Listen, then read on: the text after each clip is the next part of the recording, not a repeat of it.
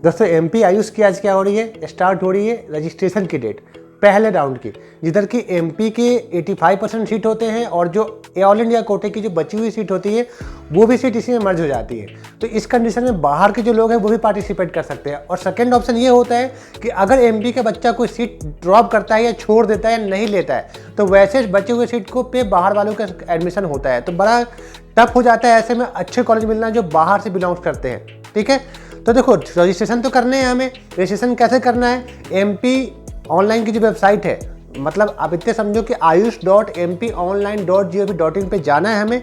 उधर 67 टैब दिए हुए हैं, उधर पे आपको देखना है कि स्टेट के प्राइवेट कॉलेज की 85% के लिए कौन सी है। देखो उसी में ऑल इंडिया वाला ही है, उसमें पीजी वाला ये सब दिया हुआ है। मेरे ख्याल से जो सबसे ऊपर वाली है उस पर क्लिक करना है। जैसे क्लिक करोगे तो इंपॉर्टेंट लिंक का एक ऑप्शन आएगा। इंपॉर्टेंट लिंक पे क्लिक करोगे तो वहाँ पर रजिस्ट्रेशन का एक लिंक ओपन हो गया है, वो आपको दिखेगा।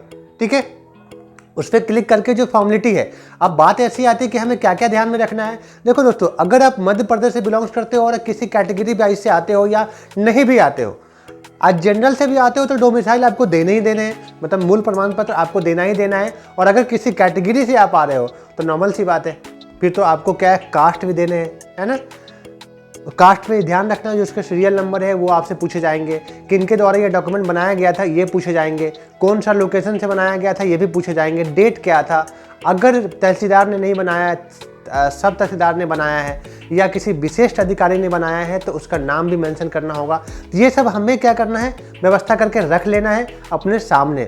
और कोशिश करना है, ऐसा नहीं है, देखो 20 से लेकर के 27 तक का डेट दिया गया है रजिस्ट्रेशन के लिए। ठीक है, और 20 से लेकर 26 तक का रजिस्ट्रेशन है और 21 से लेकर 27 तक का क्या है, वेरिफिकेशन है। वेरिफिकेशन का मतलब ये है कि आपने जितने भी डॉक्यूमेंट उस पर अपलोड करा है या जिसके भी इंफॉर्मेशन आपने उस पर डाला है, अगर आप बाहर से हो तो बस 10वीं 12वीं आधार कार्ड, सिग्नेचर और फोटो की जरूरत पड़ने वाली है आपको, बाकी ईमेल आईडी और मोबाइल नंबर की, बाकी कुछ भी नहीं।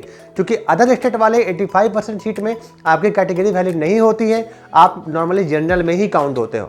और पहले राउंड में टफ हो जाता है, पहला राउंड आसान नहीं होता है। ठीक है, क्योंकि सीट मर्ज होते होते सेकेंड राउंड हो जाता है, तो ये तो बड़ा टफ होंगे कंडीशन। हालांकि डिमांड ज़्यादा ही भी है इस बार, तो थोड़ा सा वेट तो करना ही पड़ेगा सभी को, जहाँ तक मुझे लग रहा है। ठीक है, जिन लोगों को लगता है कि मार्क्स उनके कम रह गए हैं, हालांकि दोस्तों उससे पहले मैं ये कहूँगा कि वीडियो को लाइक करो, दोस्तों में को शेयर कर दो। सब्सक्राइब अगर नहीं करा है तो वो कर लेना, क्योंकि क्या है कि आप लोग वीडियो व्यू करते हो, अच्छा ड्यूरेशन पूरे 85% व्यू होता है, लेकिन थंब नहीं आते अपने पास, तो वो थोड़ा सा ध्यान रखना है। ठीक है, तो जो बाहर के बच्चे हैं मार्क्स कम रह गए हैं तो थोड़ा सा क्रिटिकल उनके लिए हो जाता है। तो डिस्क्रिप्शन में मेरे व्हाट्सएप के लिंक डले हुए हैं, उसी पर कॉल भी होता है। तो अगर कुछ रेयर कंडीशन हो तो मुझे कॉल लगा लेना, नहीं तो डिस्क्रिप्शन के लिंक से आप पूछ सकते हो। मैक्सिमम को मैंने रिप्लाई कर दिया है तो रिप्लाई होता है, ये नहीं सोचना कि रिप्लाई नहीं होगा। ठीक है, फिर क्या होगा, 7 सेंटर बनाए गए हैं पूरे मध्य प्रदेश के। भोपाल बनाए गए हैं, इंदौर बनाए गए हैं, जबलपुर बनाए गए हैं, बुरहानपुर, रीवा, ग्वालियर, है ना। ये 7 जहाँ जहाँ गवर्नमेंट कॉलेज है, उज्जैन, इन सभी जगह पे बनाए गए हैं। आप इनमें से कहीं भी वेरिफिकेशन के लिए अपना टाइम, ड्यूरेशन, मतलब डेट और टाइम चॉइस कर सकते हो, पहला और दूसरा स्लॉट का। दूसरा स्लॉट 1 बजे के बाद स्टार्ट होता है, पहले स्लॉट 9 बजे, 9:30 बजे, 10 बजे स्टार्ट होता है। तो उसमें जो भी टाइम फिक्स करोगे उस टाइम पर वहाँ पहुँचना है। तो ऐसा कुछ भी नहीं है कि जाके लाइन लगना है, लिमिटेड स्लॉट ही लिया जाता है, तो परेशान नहीं होना है और कहीं से भी कर सकते हो आप। उसके बाद वेरिफिकेशन स्लिप मिलेंगे, वो लेके रख लेना है, क्योंकि रिपोर्टिंग के टाइम पे वो काम आपको आने वाले हैं। जिनके पास माइग्रेशन नहीं है, टीसी नहीं है, मेरे भाई अभी जरूरत नहीं पड़ेगी वेरिफिकेशन में, लेकिन आप लेके आना।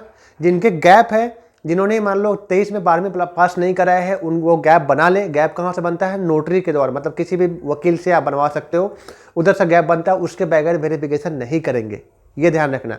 टीसी माइग्रेशन की जरूरत नहीं होती वेरिफिकेशन में, लेकिन फिर भी मांगते हैं ये लोग, हर बार होता है ऐसा। तो हमें तैयारी के साथ आना है और आधार कार्ड भी रख के आना है।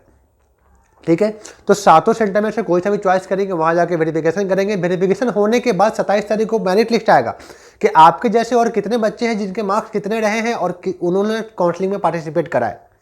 ठीक है, तो वो लिस्ट में, उस लिस्ट से ये समझ में आएगा कि आपको कौन से कॉलेज मिलने वाला है। मैं बता दूंगा, टेंटेटिव कटअप मेरे लास्ट ईयर आए थे और 95% सही थे वो। मैंने पहले ही बोला था कि हाँ 380 के आसपास में जाने वाले गवर्नमेंट कॉलेज का कटअप अब गया था। मुझे काफ़ी हंसी इसलिए आ रही है क्योंकि अपन बहुत सही थे वहाँ पे। तो उस मेरिट लिस्ट से मैं बता दूंगा आपको, उस रोज़ का वीडियो देख लेना, 27-28 तारीख वाला।